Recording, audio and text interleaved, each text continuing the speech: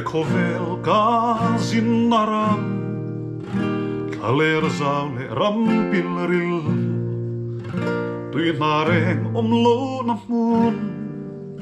Tina tintla an zarna Lunlo tu nu chon rama At sao twin heke shingun hi Kavelin timin min bo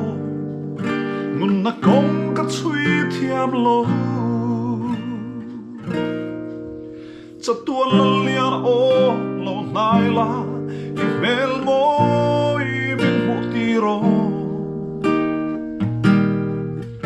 Keret hei chao le sarwa kian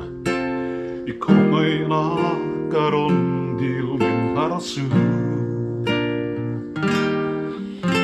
O kalauka laldu om I om ngengin min bom la Min hum hi min wan ro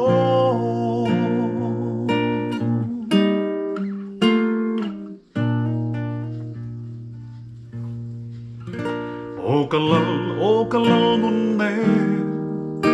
Nei seirin na min siam tu Fam kim na kong ral muanga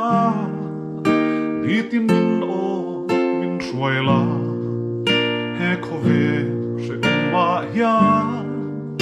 Mga iture nei lovin Mariak tin katam vela O isu min kong ay ro Sa tuan lalian o lo naila I mel mo I min mo tiro Keret hei chao le sarwa kiana I kong ay na karon dil min harasu O kalalka laldu om I om ngengin min pom la Min hum hi